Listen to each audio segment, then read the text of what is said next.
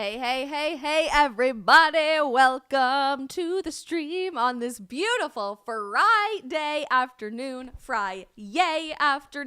It doesn't feel like Friday. It feels like Thursday. All week, I have felt like it was one day behind the day that it actually was. I don't know why. I was convinced yesterday was Wednesday, so it was a nice little surprise when I woke up this morning and thought, hey, it's the weekend. It's a good time to be alive, and I'm so excited to be spending it with all of you guys to kick it off. I hope everybody had a phenomenal week and is up to all of the good things this weekend. If anybody has any great plans, drop them over in the live chat. And we are so excited to see so many new faces. I see Ava in our YouTube chat saying it's your first time watching us live. Hey, Ava, I'm so glad you're here and welcome to the stream. If you guys are a new viewer to the live stream or new around here in general on social media and following me, hi, my name is Isabel Brown. I am a 26-year-old independent content creator and full-time live streamer, giving you a Gen Z perspective on everything that is going on in the world. We go live every single afternoon right around 3 p.m. Eastern time for at least an hour, sometimes a bit longer. I do a lot of short form video content that you may have seen on Instagram or on TikTok. I'm an author. My first book's hiding somewhere behind me right there, and we're working on some other exciting stuff on that front as well. I do a lot of public speaking. Basically, I wear a ton of different hats, but love that my job every single day is to get up and talk about what's going on in the world and share the truth with the world that is rejecting the very concept of objective truth. I am so unbelievably glad that you guys are here, and especially if you are new, do me a huge favor and right away as we get the stream started, hit that follow or subscribe button on whatever platform you're watching on right now. YouTube, Facebook, Rumble, Getter, and of course, hi to our locals gang. You guys are already following. It doesn't really work the same way as social media, but we are live on all of those platforms and ready to kick off a great weekend. What do you guys say? Let's say hi to some people before we jump right in.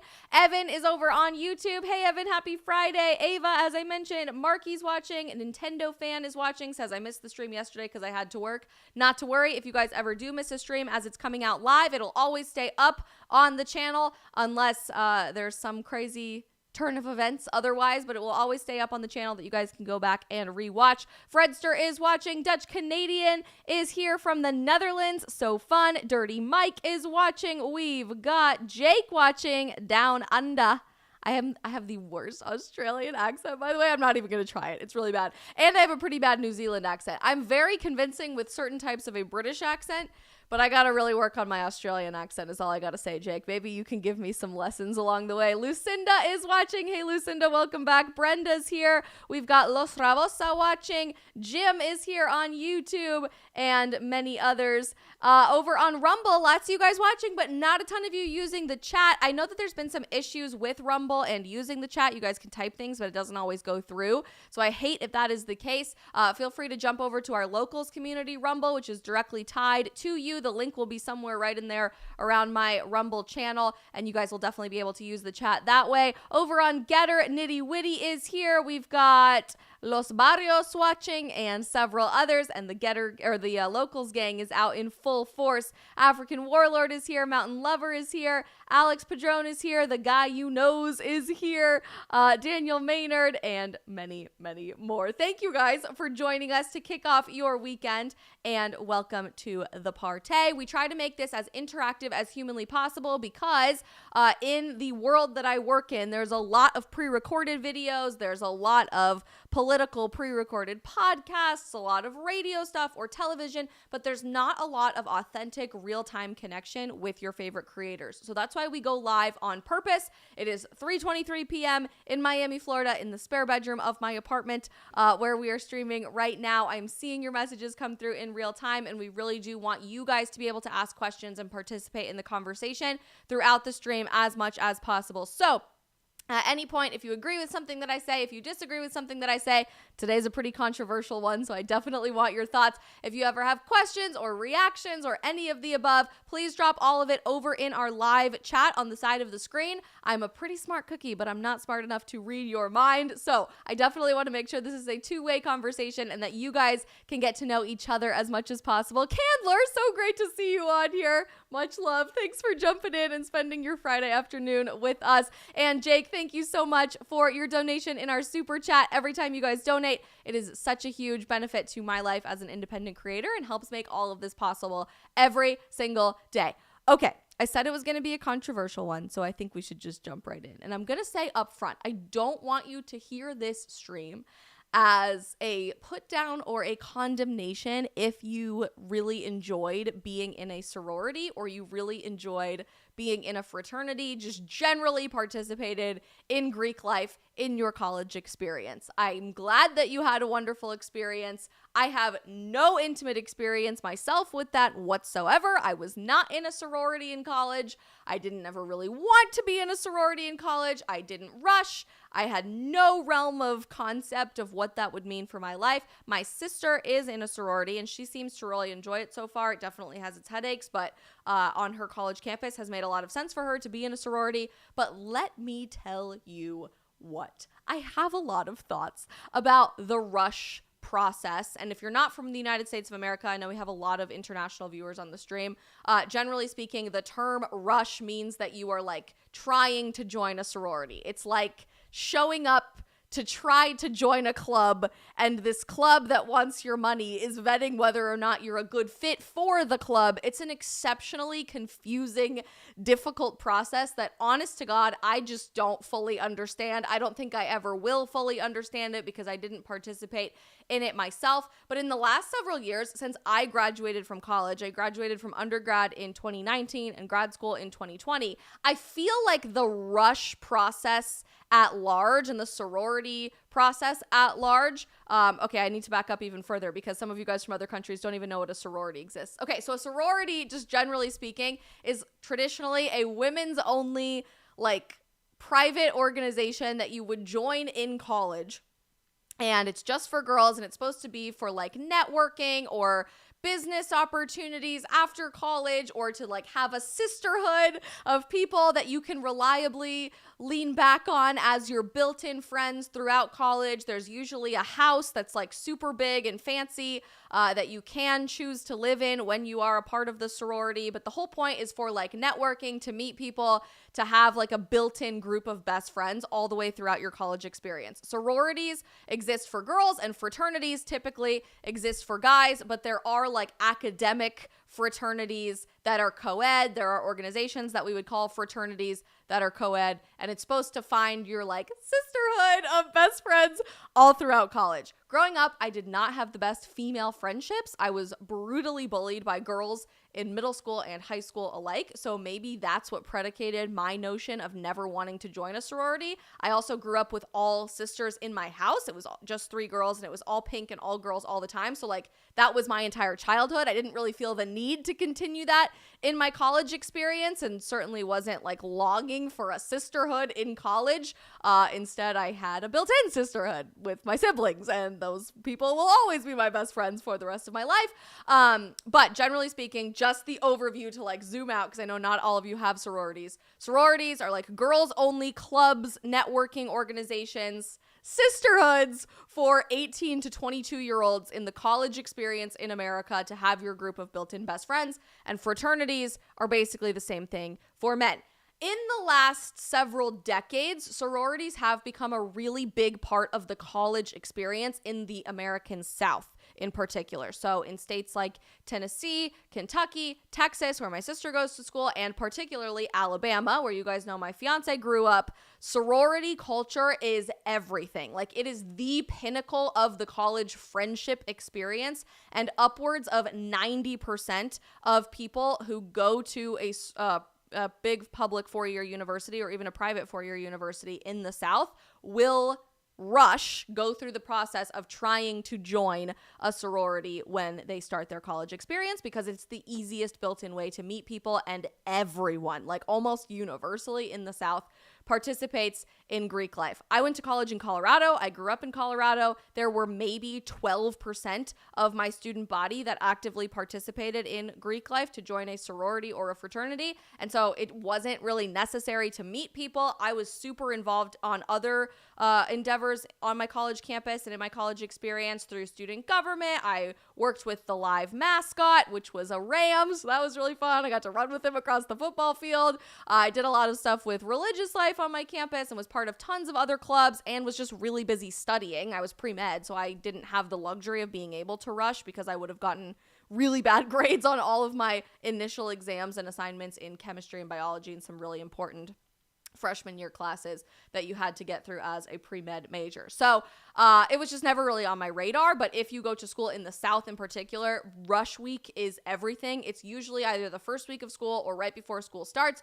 You have to do all of these crazy challenges and like games and learn different routines and songs and dance routines and all stuff. It is just like wild across the board, all of the stuff that you have to do as a girl. And it kind of feels like adult summer camp, but with way higher stakes. From what I understand, I didn't go through this. This is just my secondhand experience hearing about it from my sisters and learning about it on social media. But you basically have to like go through all of these rituals to try to see if you join the sorority, if you will fit in with them and if they will like you. Because each sorority on each college campus has a different personality or like a different vibe. And everybody kind of has a connotation, either positively or negatively associated with their sororities. Not to be totally mean, but on some college campuses, certain sororities are known as the really pretty girl sororities or kind of the ugly girl sororities. There's like a rich girl sorority on most college campuses. And those are some of the negative connotations. There's usually a really smart girl and like nerdy girl sorority and all of these things, but it's different for each chapter of each sorority on every college campus. So what might be true for Kappa Delta at one university is totally different from Kappa Delta at another university, for example. But especially in the South, as I mentioned, sorority culture is really huge. And it was a big deal, I guess, over the last several decades in the American college experience. But in the last several years since I graduated from college in 2019, let me tell you what. I have witnessed sorority culture go from like, oh yeah, that's cool. I was in a sorority. You were in a sorority. So cool. What a great experience. I made a lot of friends, or I just didn't do it. That's okay.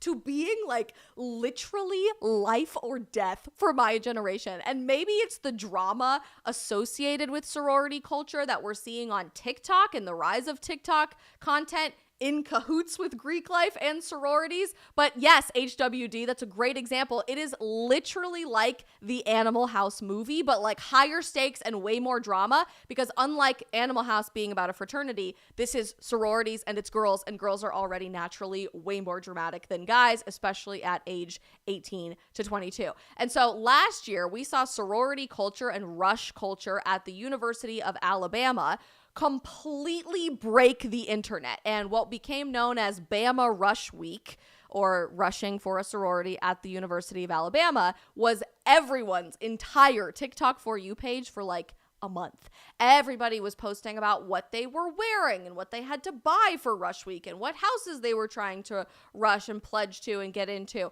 who they were meeting along the way, how many difficult things they had to do in the process. It became particularly controversial last fall because several different universities were seeing biological men, trans women, start to rush for sororities, which have always been only women organizations, and how different universities and different sororities were dealing with that became a huge aspect of the news related to Rush Week last year. I remember on the stream last September, which is crazy. That's when we started streaming, was almost a year ago. We were talking about Bama Rush Week, related to one person in particular named Grant Sykes, who is a biological male, said at the time, I am a man, I am not a woman, I'm not trying to identify as a woman, but I want to be part of a sorority instead of part of a fraternity because I fit in better with girls. And he was dressing up in dresses and skirts and painting his nails and the whole nine, but never ended up joining a sorority because he wasn't a woman, built this huge brand for himself, and now has a ton of followers on TikTok and is getting all kinds of brand deals, and now says that that they identify as a woman. Grant Sykes kept the name, but now they are a woman.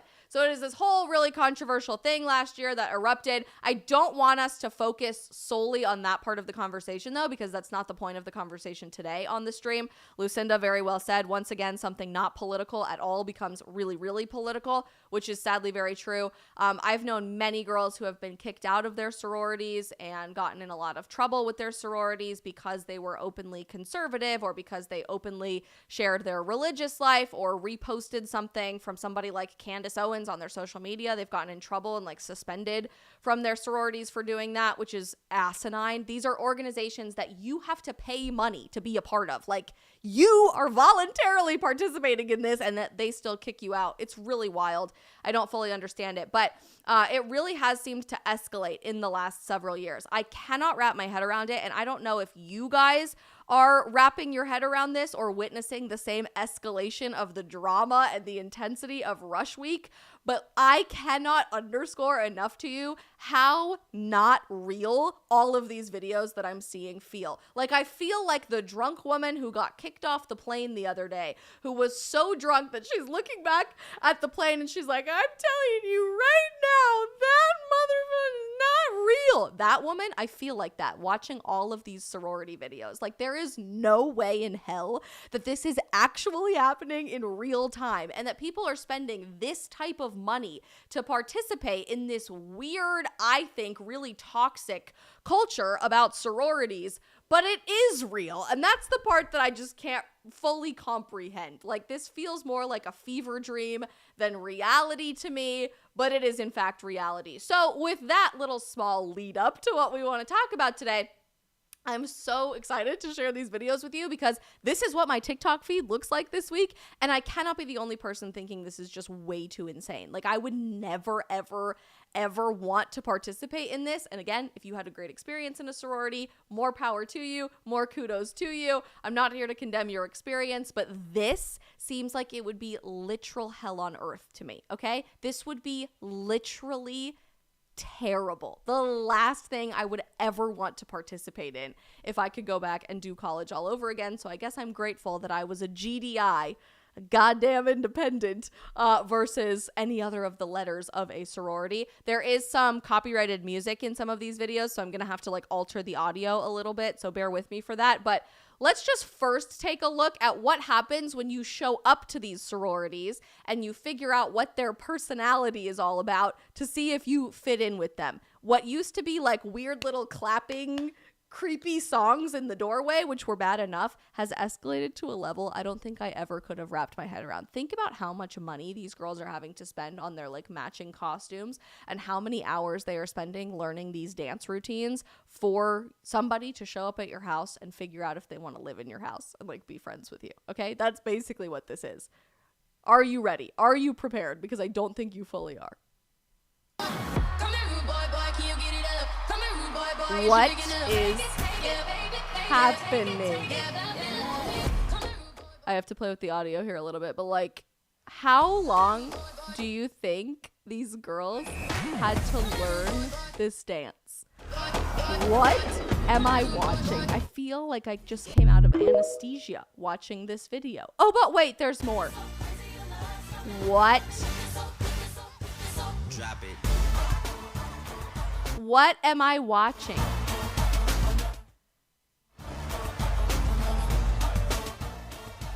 Oh yes, because unless you can do a back layout, I will not join your sorority. I will not move into your house, okay? That's the prerequisite.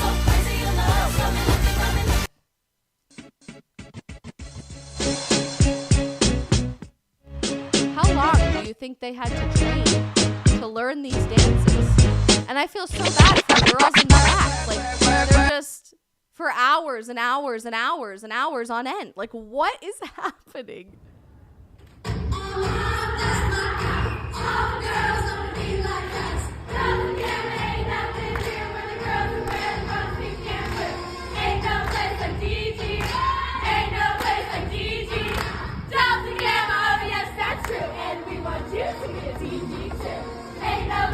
This is horrifying. Ain't no place like DG. That's my house. That's my house. I hate this so much.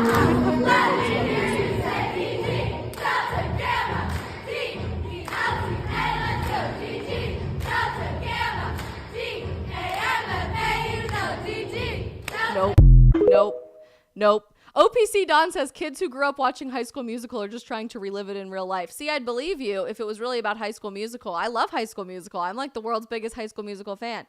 I'm just going to watch that again. They're chanting Delta Gamma, which is the name of one of the sororities. This feels like a fever dream. This feels like a nightmare that you're trying to wake up from, where you're trying to run away as fast as you possibly can, but you can't wake up and you're running in place. That's what this feels like to me. Think about how long these girls had to rehearse this.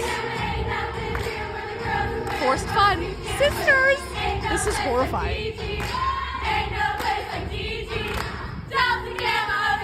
I am so confused.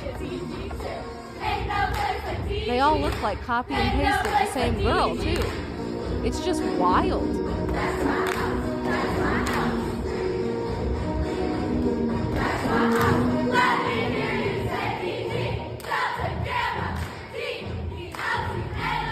I can't understand it. Oh, there's more, though. Okay, guys, we're back. Did you miss us? Because so we it's missed boot you. camp.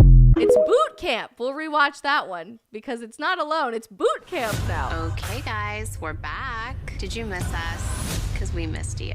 The themes have escalated insanely significantly. And so you might be asking yourself, why are these girls trying to go through this process to wear really weird, ridiculous costumes? Which, again, I don't really care. Like, I am a summer camp girl. I was a camp counselor. I was a theater kid. I am not opposed to singing, to chanting, to the costumes. But when it's all happening in unison with these, like, really clearly fake smiles on your face, all wearing exactly the same outfit because you'll get in trouble and you'll get kicked out from your sorority if you don't all wear the same outfit. Like, it's so bizarre to me. I just don't really understand it at all. Why would you want to join? That is a question that you might be asking. And this girl has a really interesting take on why joining a sorority might be something that you want to do, which I would really disagree with wholeheartedly and fundamentally. If you are in a bottom tier sorority, your personal network for the rest of your life will be worth hundreds of thousands of dollars less than if you were in a top sorority.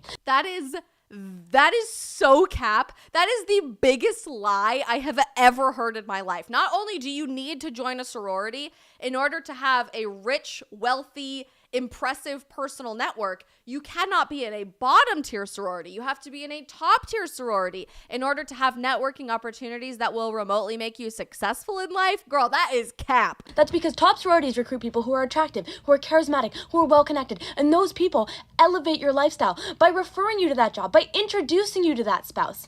So you're not going to find your husband or get your dream job unless you join a a top tier sorority. The best sorority. That's the only way you might be successful. I'm tired of hearing that $400 an hour is too much for a sorority consultant when my advice can make the difference between you being a pauper and being a jet setter. This is, okay, so when I saw this the first time around, I was convinced that this video was satire. Like, I was 1,000% convinced that this video was satire. There is literally no way that this girl genuinely believes you are going to be a pauper if you join a bad sorority, or God forbid, don't join a sorority at all, or you're going to be a jet setter in life and you're going to be worth hundreds of thousands of dollars if you join a top tier sorority, and you're going to be pretty and you're going to be well connected and you're going to find your spouse and your dream job.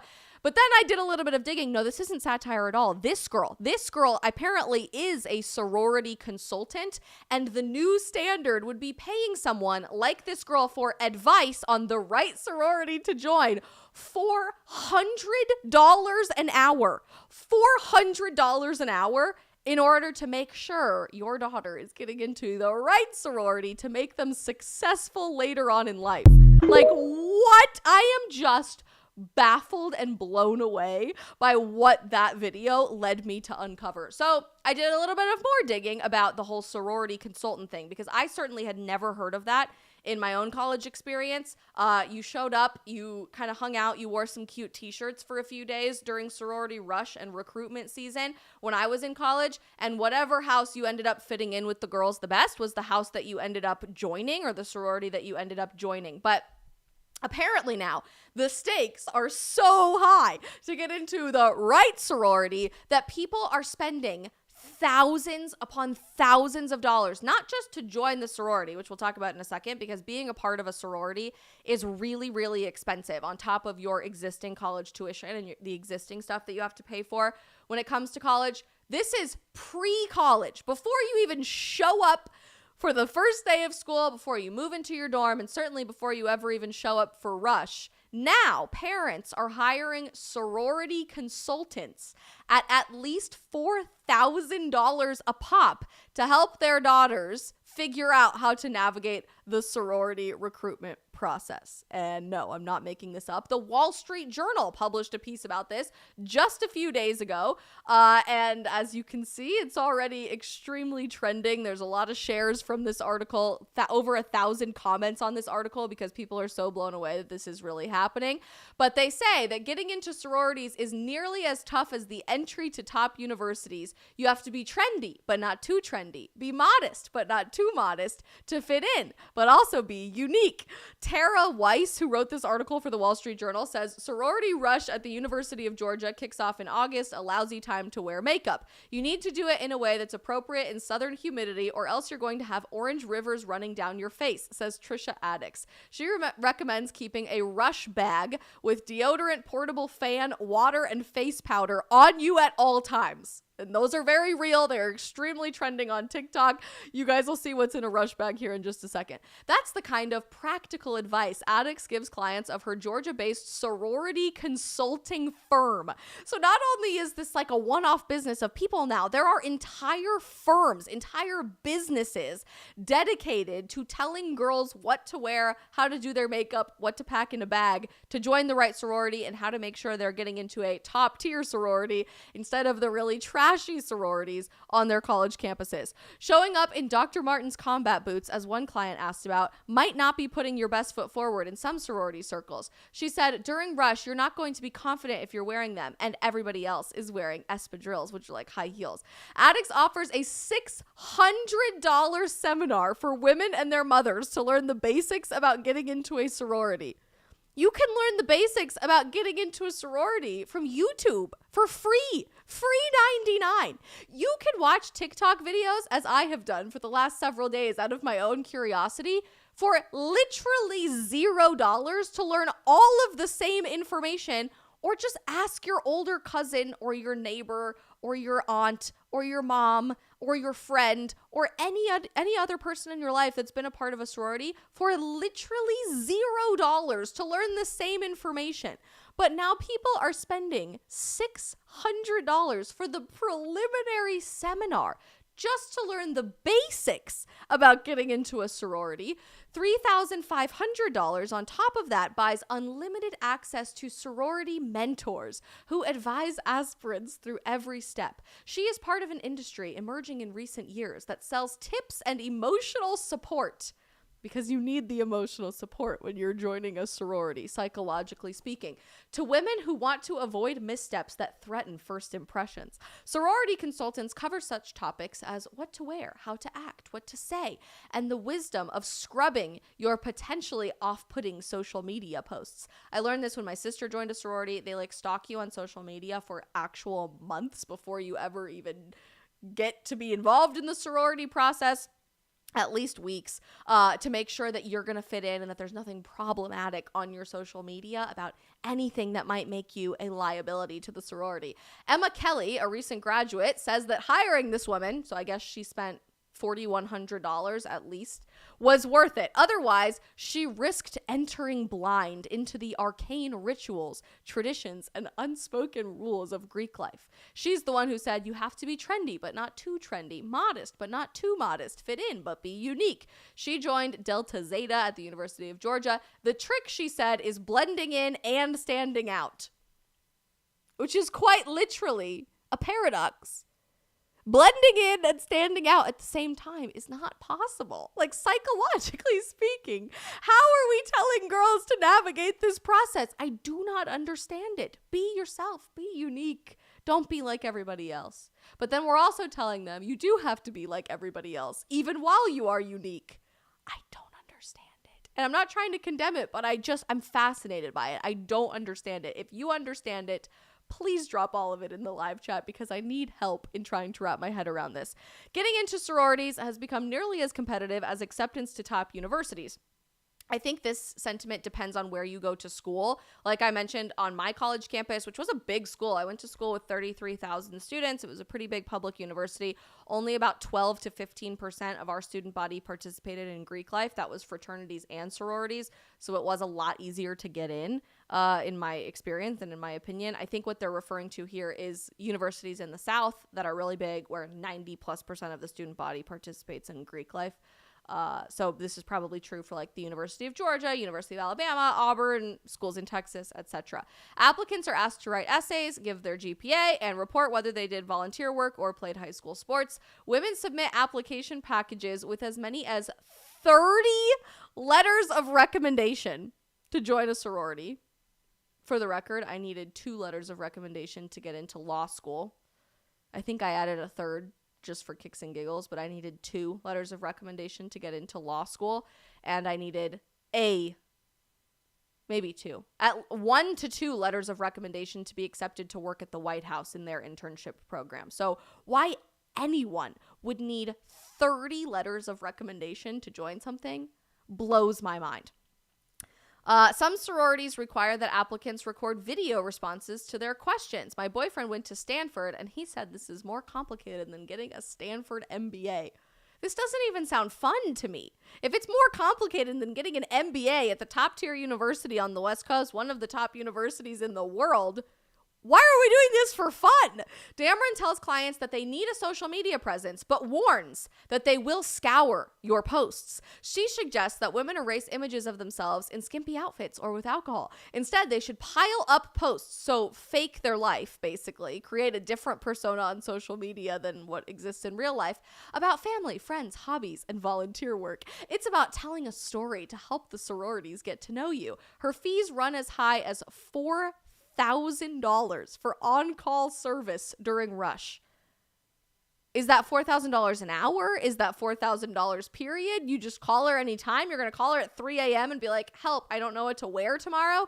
This is asinine. Leighton Newberry, owner of Recruitment Ready, which is a different firm in Alabama or in Atlanta in Georgia, says that she spends a lot of time prepping young women for conversation. All the hours young people spend texting and communicating over social media has left many inexperienced with face-to-face chit-chat. She graduated from Auburn in 2019, as Brock would say, War Eagle, because they're Auburn people, advises her clients to make eye contact and stay engaged with new acquaintances during rush season's many social events. She suggests asking questions. Where are you from? Why did you pick this school to attend? This is like an insane job interview. She has a la carte sessions that cost $150 a pop for video calls and $175 a pop for in-person meetings. She also sells the bid day bundle for $1,000. That includes 3 one-on-one sessions and assistance in writing your resume and cover letters, as well as styling tips. She also gives frank talk about disappointment. You're not going to get what you want all the time, she said. These are life skills that can carry with you for years to come. It's not just about getting into one sorority.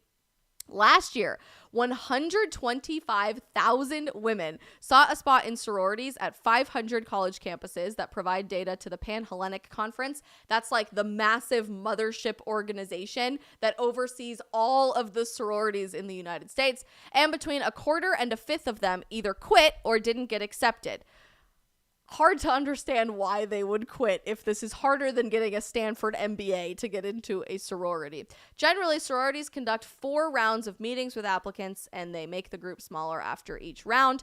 The $2,000 Fabulous and Chic package from Greek Chic in Manhattan provides 4 sessions on applications, social media, and wardrobe, along with around-the-clock counseling during rush week. The owner recalled being at a rooftop concert when she got a call from a distraught client at the University of Texas, Austin. The young woman, in tears, had successfully passed several rounds but felt too exhausted to keep going. This does not sound fun. What part of this sounds fun to people when you have to call someone that you paid $2,000 to help you figure out how to dress and what to post on your Instagram, that you're not having fun, that you're too exhausted to keep going, just to have somebody tell you that you're doing a great job, sweetie. Keep going. Everything's going to be great. Shannon Rust had to bounce back from a few rejections after leaving home in Stamford, Connecticut to attend the University of Georgia last year. She had known little about her sororities, and her roommate's mother suggested Addix, who we talked about earlier, for her sorority consulting.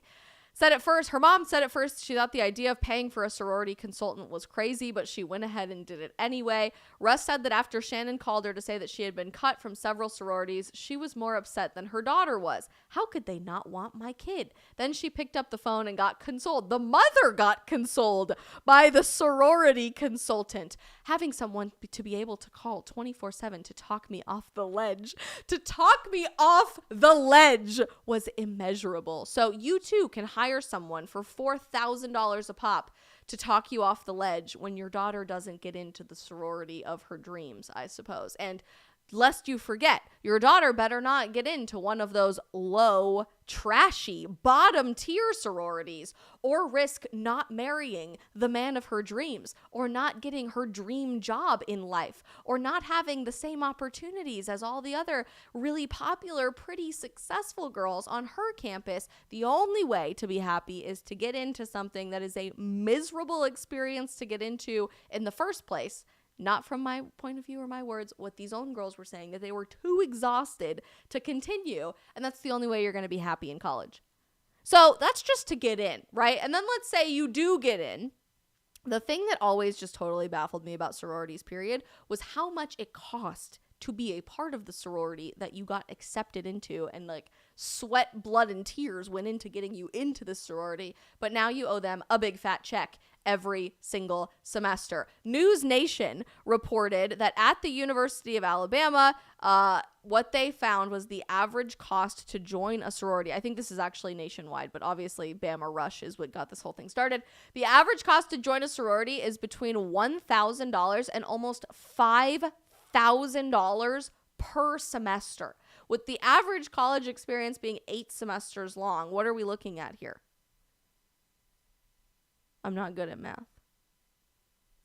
I'm going to do the exact number. $4,750 times 8. So you're looking at $38,000, a $40,000, almost $50,000 experience to be a part of a club. That, by the way, in my experience, most of my friends who joined sororities were really miserable with by 2 semesters in. Everybody was really mean. The girls were really catty to each other. Everybody stole your packages out of the house. People ate all of your food. Everybody stole each other's boyfriends. It was just like drama central 24/7, 365. You had to show up a week before college to learn silly dance moves and stand in the doorway and do backflips to make people join your club. And you're paying them almost $50,000 for all of that. That's not with the consultants. That's not with the extra t-shirts. That's not with the mandatory matching outfits for Rush Week. That's just the membership dues to just be a part of it in the first place. Okay? Blows my mind. All of it is absolutely insane. So then I came back to TikTok and started doing an even deeper dive, and it turns out all of the advice that these sorority consultants are offering for thousands upon thousands upon thousands of dollars a pop are already present out there on social media for free, that you too can get the same advice and the same information even without the official consultation. Hey y'all, so recruitment week at the University of Alabama starts in just over 2 weeks. And with that being said, I wanted to show y'all what's in my rush bag. So I've seen probably like 3,000 of these videos at this point. Everybody basically has the exact same stuff, but this is the level of intensity that goes into the bag that you have to carry around when you're walking from house to house. So for my rush bag, I'm using this Lily Pulitzer tote. I just love how bright the colors are and this little pocket at the front. At least several $100s probably. I'm like 90% sure I have packed everything you might possibly need in this bag as somebody who is super clumsy. I've watched hundreds, it feels like, of videos of girls who have gone through recruitment or going through recruitment. But if I forgot anything, let me know, please, because I don't want to get to the week and realize I forgot something. So now to get into what's inside. At the very top of my rush bag, I am keeping the towel I'm going to sit on. This is from Swag, one of the boutiques in Tuscaloosa, and it's like a little map of the row. I don't know. I That's thought actually really cute. I would bring that to the gym. it was really cute. Keeping my notebook and a pencil, my poncho, and my umbrella. A rain poncho, just in case, because God forbid your outfit gets wet. Just in case it rains, I can grab it quickly. Okay, now for like the little stuff. I'm using these Stony Clover Lane pouches. I have those. I got them on Black Friday.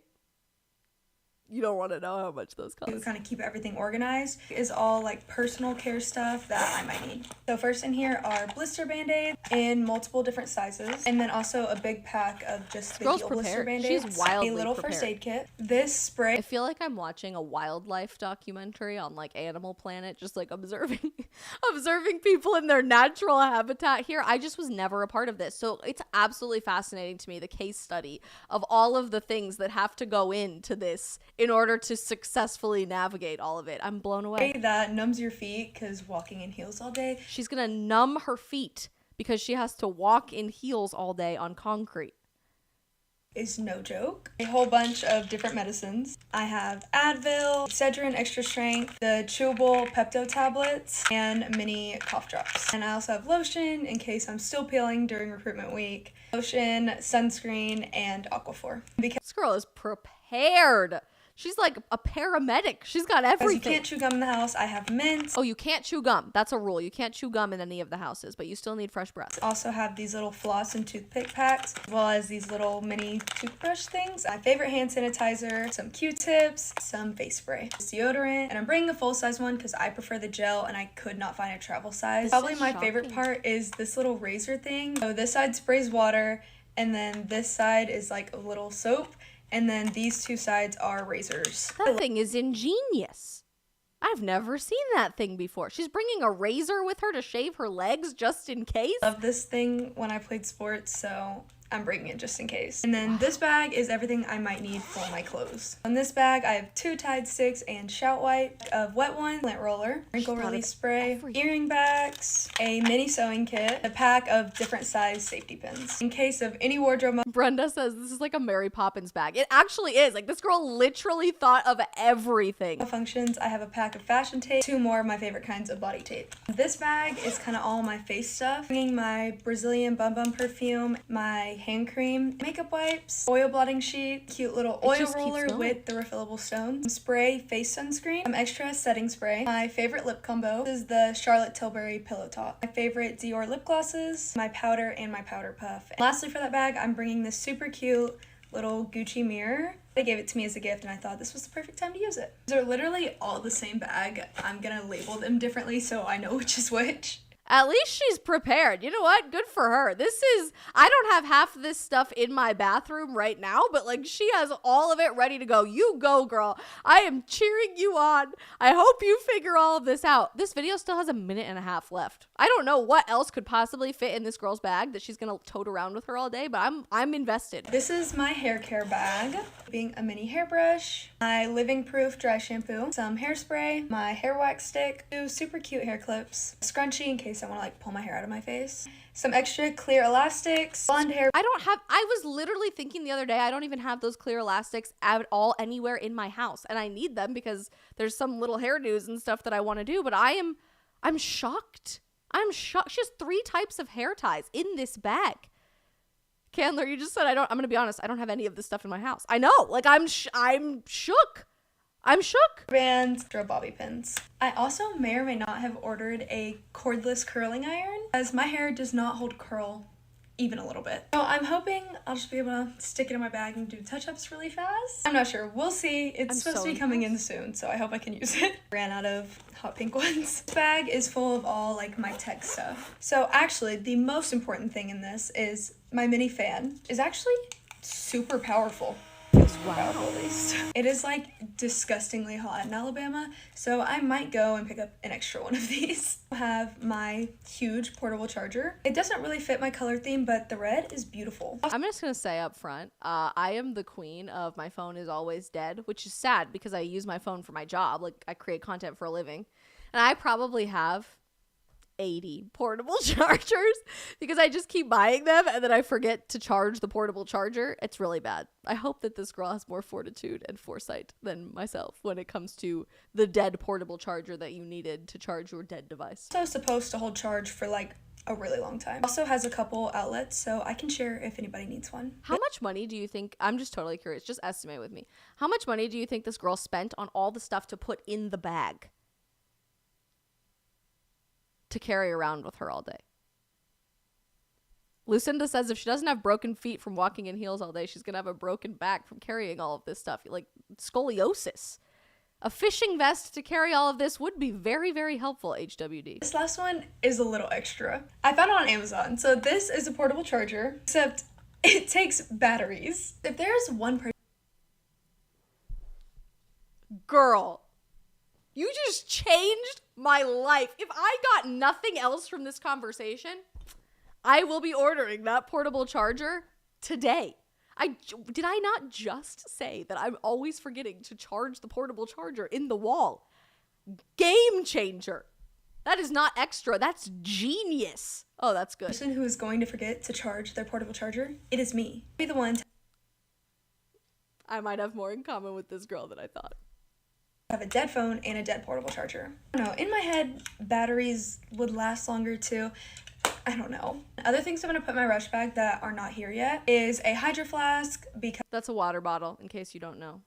I love hydro flasks. They're great. I don't want my Stanley to leak in it. Obviously some snacks. I'm going to put in a couple protein bars and probably a candy bar. Also, that is everything that is in my rush bag. Thank you for watching. I'm so unbelievably excited for recruitment. And if anyone else is going through recruitment, I wish y'all the best of luck. If you're going to be at Bama, I can't wait to see y'all there. Bye! So I think this girl will probably be this year's like it girl on social media, on TikTok for Rush Week. She's made like a zillion videos. Last year there was one girl in particular that totally blew up on TikTok, and she has this cute little tagline saying, "I hope you're having a great day, not just a good day." Now she has almost 1 million followers on TikTok and getting all these brand deals and all kinds of stuff, all because she made videos about rushing for a sorority. And you know what? Good for you, girl. Get your bag. Do whatever you want. But apparently the consulting thing is really taking off, because everything that you could have paid a sorority consultant to tell you has now become common knowledge to the women of my generation on TikTok. But there's a lot being said about the consulting business on TikTok as well. They now have to make a video.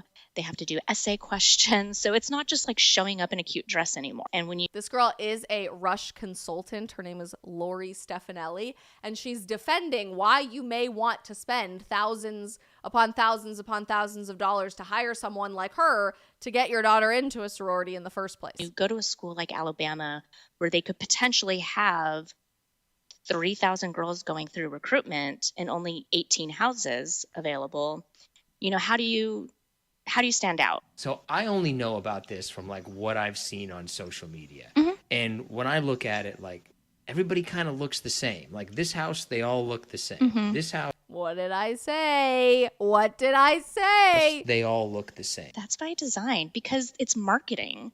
They want to market themselves as a certain type of house or sorority on campus, and it's so that they can pull in those same types of girls. And if you notice, it's the same exact sororities from the exact same campuses that always do the videos on social media. There's a lot of other sororities that you don't see them doing that because they don't have to. Fascinating. Again, totally feels like a fever dream to me. And if you think that that is dramatic enough, last year's Bama Rush Week took off so much on social media and dominated everybody's TikTok For You page so much and got so many controversial opinions going with millions of people that HBO decided to make a documentary series, a singular documentary. I don't know. They call it Bama Rush. I think it's a singular documentary, but it might be a docu-series. And I want to share the trailer with you because they released the trailer 3 months ago. I think it's officially out now. The series or whatever is officially out now, but it's gotten so dramatic and so out of this world and beyond life that it now constitutes reality television, which if you're not from America, you probably should know. American reality TV is pretty much the opposite of reality. Like anything that you would call reality television or a documentary series about stuff like this, probably not reality. probably not a real documentary. Brenda says, I will be honest, I always thought this was a movie thing. No, it was real. And now it's so insanely real that they are now making movies out of it, because that's the only way that you can possibly begin to wrap your head around this. So try to check this out. This is called Bama Rush, produced by HBO. This was about Rush Week last year, but if this was what was happening last year and it's getting crazier and crazier with every passing year, God only knows what next year might look like. We're getting ready to rush. Like, look at all the people already starting to line up. The University of Alabama is the top sorority recruitment in all of the country. Rush consists of 4 highly competitive rounds. Let's be honest, I probably would not be going to Alabama if it did not blow up on TikTok. So, just so you know, people are making their entire college decisions now about where they go to college simply because of viral videos on TikTok of what it means to join a sorority. Low-key, I kind of want to do an entire reaction video just reacting to this documentary, if you guys would be interested in that. I mean, I've never seen it. I've never watched the whole thing. But the more I go into this, I really feel like I'm watching like Animal Planet, to be honest with you. I'm nervited, which is like nervous and excited. It's way more dramatic than you're thinking it is. This feels like I'm watching Grey's Anatomy. The intensity, the drama. Being in a sorority will help me figure out the person like I want to be, because I feel like I don't really know who I am, you know? Oh, I have thoughts about that, but we're gonna come back to that after we watch the video. I have trust issues with people, and I get nervous that people are gonna leave me. So I'm really hoping that when I get to Alabama, like, I can just always have an open heart. That girl actually made a video, by the way, that they like interviewed her for months and months before she ever went to college, and then they never interviewed with her afterwards. So she was really disappointed in how the documentary came out or turned out. I don't know much about her story, but I did see a video that she had posted earlier today on TikTok. Moved out at 16 as soon as my dad died. It just is exhausting having to hold everything in. We put a lot of pressure on ourselves. There are a lot of things that you're entitled to when you're in a top-tier sorority. The rankings come from fraternity boys, so the top house has the hottest girls. That's so messed up. Like, these are the same girls that would probably go on the whatever podcast with me and say, oh, well, we shouldn't rank anybody. Like, everybody's a 10. But then they're voluntarily participating in a culture and in a fake society built on college campuses that's about being in the hottest house with the hottest girls. Like, that is so messed up to me and so damaging to women's self-esteem. Why would you want to participate in that? I feel like I would never have had an eating disorder if the boys growing up didn't say what they said to me. Everyone here just look at you and you have any color in you. It's just awkward, I guess. Think about the undercurrent of racism that has been so prominent in our history. The culture at Alabama is fucking weird. So did that just say that they didn't end segregated sororities in Alabama at the University of Alabama until 2013? Interesting. What were you filming for? Not to be dramatic, but this documentary could be the end of Greek life as we know it. Oh no! Not to be dramatic. That was so dramatic. These accounts don't even look real. Have you guys heard of this thing, The Machine?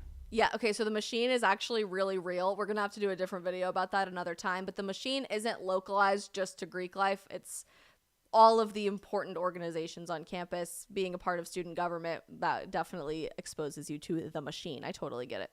No, you can't talk about that. Rush is a social stratification ritual of power, of status, of prestige. I'm glad they're calling it a ritual, at least. At the very least. Because that is what this is, but my goodness. The rumor on TikTok is that they were wearing microphones in bracelets. She got kicked out of Rush. Are you kidding me right now? Sorority recruitment's a game. You have to know how to play it. Because Greek life is everything at Alabama. It's everything. So they put this out at the end of May, as I mentioned. I haven't watched it yet. You guys are saying Fredster really wants to see me do a reaction video to this. Alex wants to have a watch party, but I don't understand. Okay, so I want to address something that one of those girls said in the video and then just provide my general thoughts before we get some of your guys' thoughts as well. But the drama, I'm telling you.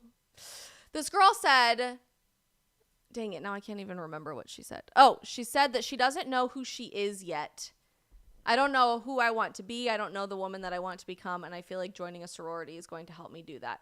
I think that it's a really damaging mental status to put yourself in if you think that college in general, but particularly Greek life or a singular club or organization, is going to be what shapes your identity as an adult. And in the United States, I've noticed this really disturbing trend over the last several years related to college not being for the purpose of education, college not being for the purpose of preparing you for the job market or preparing you to be financially successful or preparing to launch you into the corporate world or graduate school or whatever else you're going to be doing after college. But instead, college and the college experience, fraternity and sorority life being a huge part of that in some parts of the country, has been packaged with this shiny, pretty little bow and perfect wrapping paper and everything to 18-year-olds and even younger, because we start talking about like college prep way earlier than senior year of high school. But it's packaged to teenagers as the place you go to find yourself and figure out who you're going to be as an adult when you're all grown up. It's almost like a soft launch into adulthood.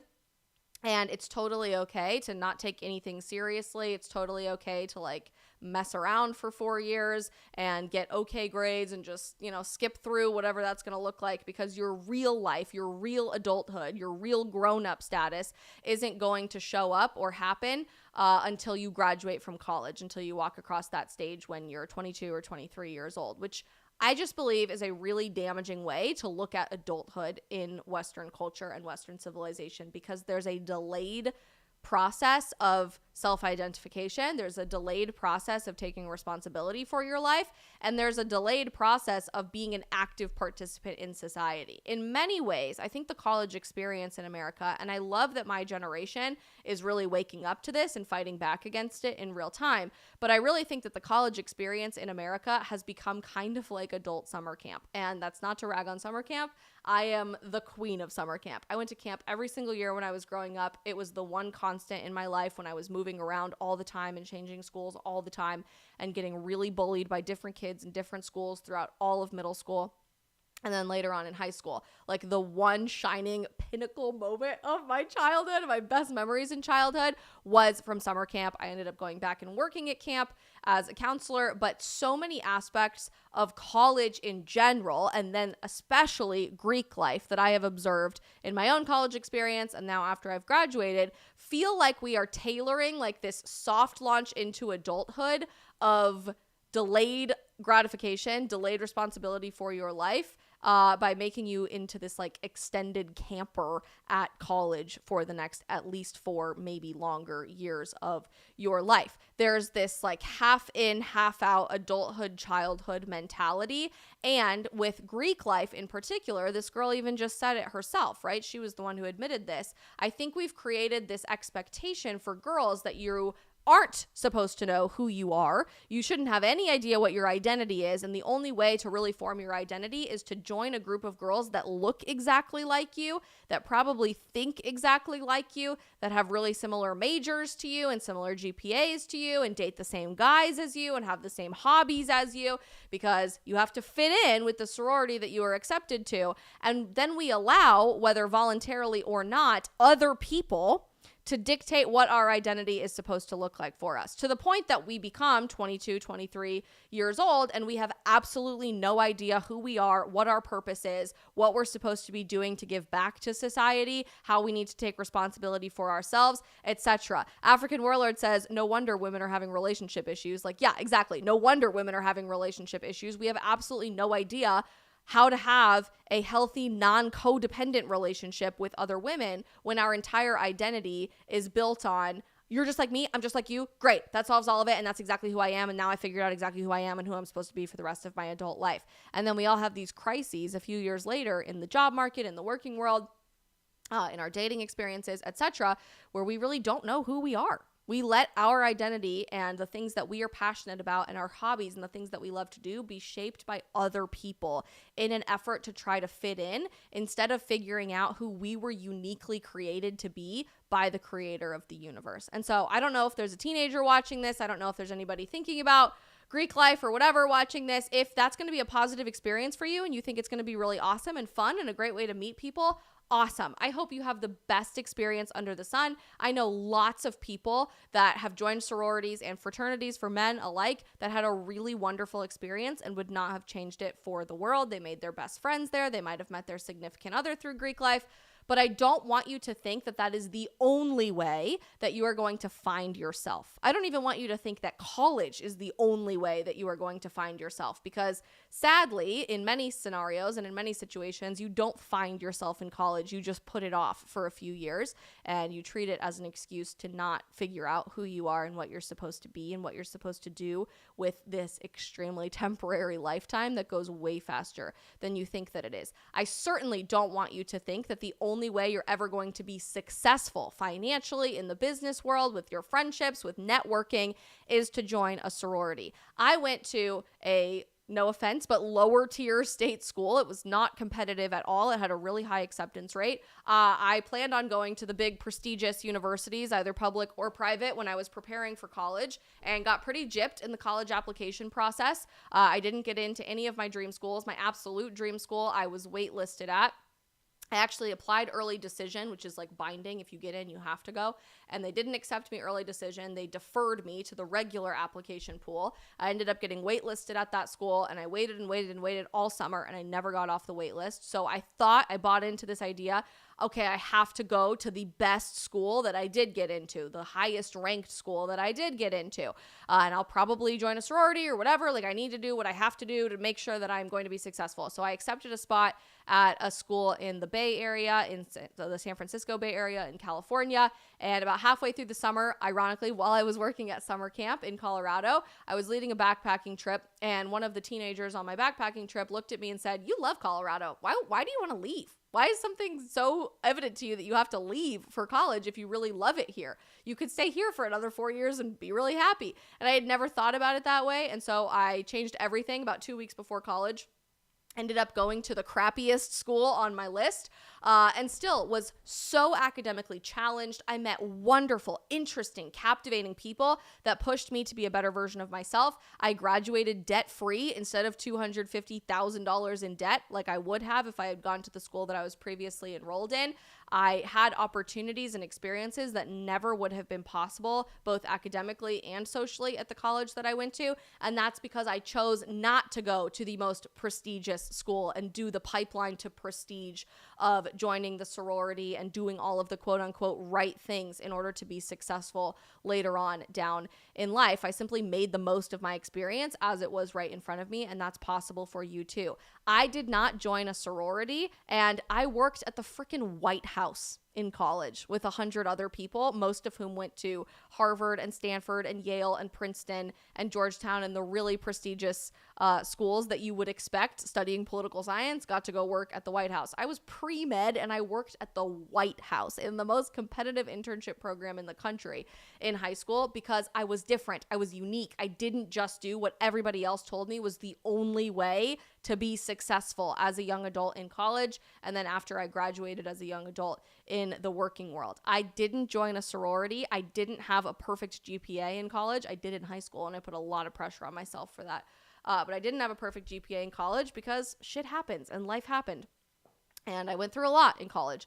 And I still went to a top tier university for my graduate school program, and luckily was able to pay for it because I graduated with money left over from college, going to the big public school down the street instead of a massive, really expensive, prestigious university for undergrad. I went to Georgetown University and was able to get my master's degree. You do not have to buy into this lie that you are going to be poor, you're going to be miserable, you're going to be unsuccessful, you're not going to have any friends, and you're never going to meet your husband unless you go join a sorority.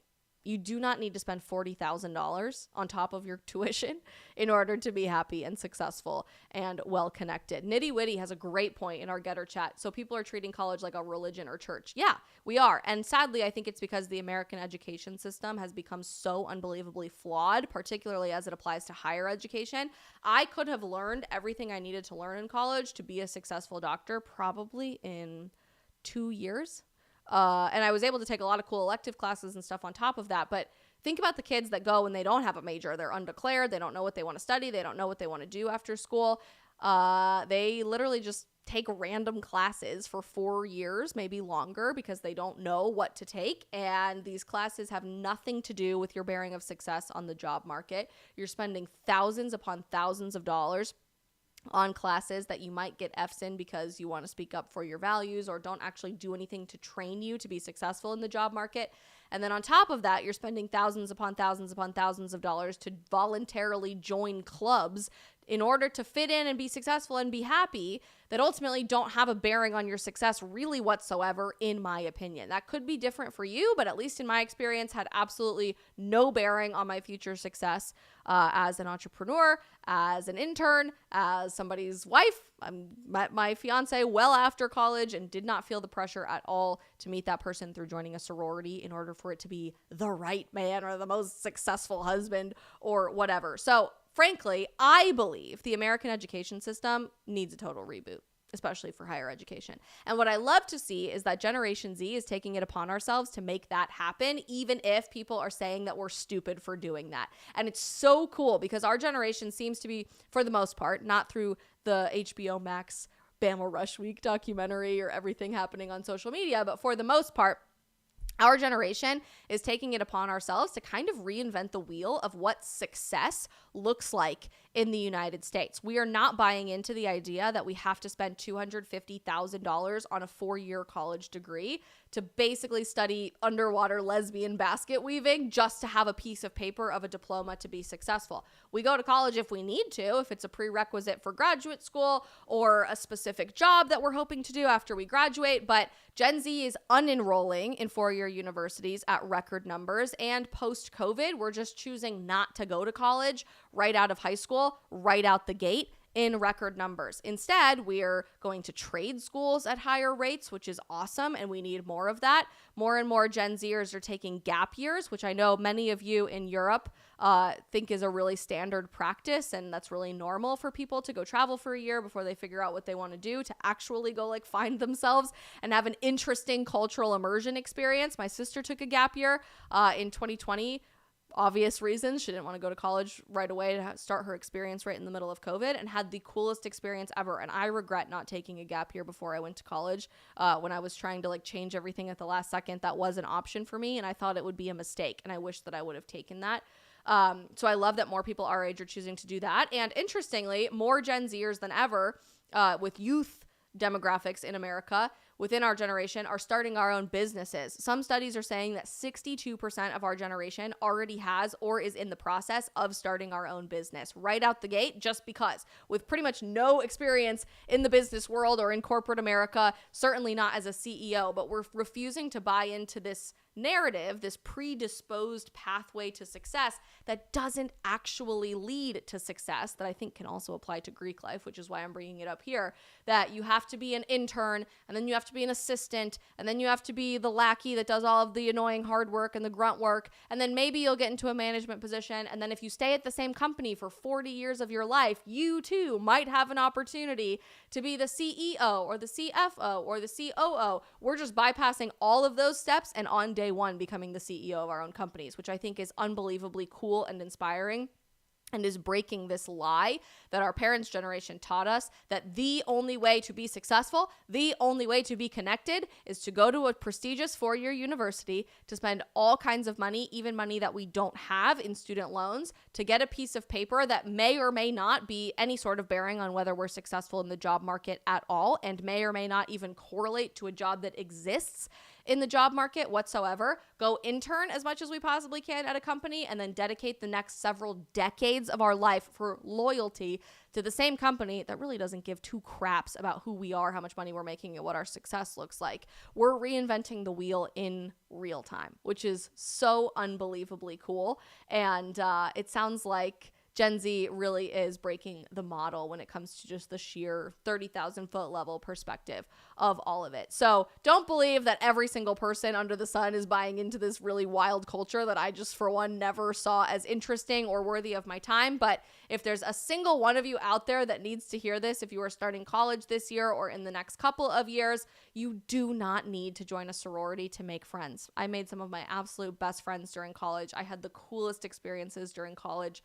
I worked for the White House and the U.S. Senate during college. I traveled abroad. I studied in Africa, in Zambia for my study abroad experience in college, and got to travel to London with my university. I went to Rome with my mom. I had the coolest, most interesting experiences, largely because I had the financial freedom to do so. I wasn't paying $40,000 to be a part of a sorority, but I also just don't like, and the hair on the back of my neck always stands up when somebody tells you this is the only way that you can be successful. Typically, there's something wrong with that narrative, and there's something that's not true about that information that they're sharing with you that could be true in a totally different way of thinking and a different way to approach how you live your life. So whether you're starting college in the next couple of weeks or the next couple of years and you're confused about whether or not you want to rush, if you think it's going to be a really fun experience, go for it. I have personally nothing against sorority life. I'm mostly just fascinated by how all of this works, but don't think that you absolutely have to join one in order to make friends, meet a boyfriend that could turn into your husband. I look back on my life and say, thank God my expectations for my life never turned out in that arena the way that I thought that they were going to, because I never would have met my fiance had any of the other guys I ever dated in college turned out to be my husband. So please keep that in mind.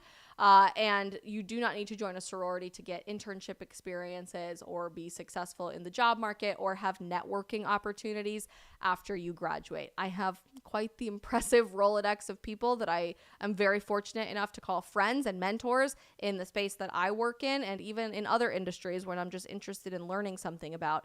And all of that just came from being willing to put myself out there instead of paying a lot of money to someone to tell me how to dress and what to post on my social media and how often I should be attending dance functions and wearing the same matching outfit as everyone else. So just a thought, putting that out there.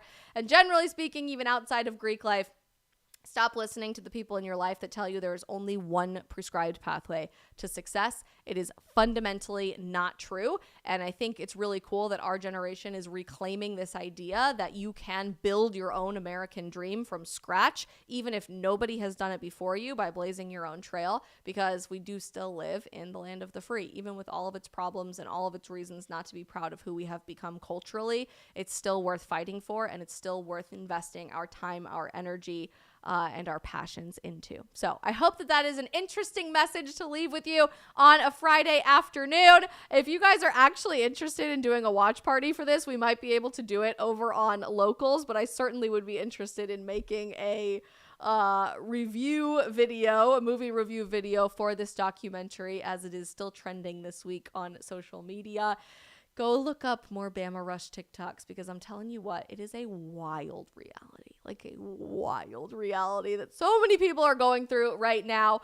And I, for one, have never been more glad that I did not go through sorority recruitment in any way, shape, or form. I still wear cute t-shirts even without being a part of a sorority, so you can too.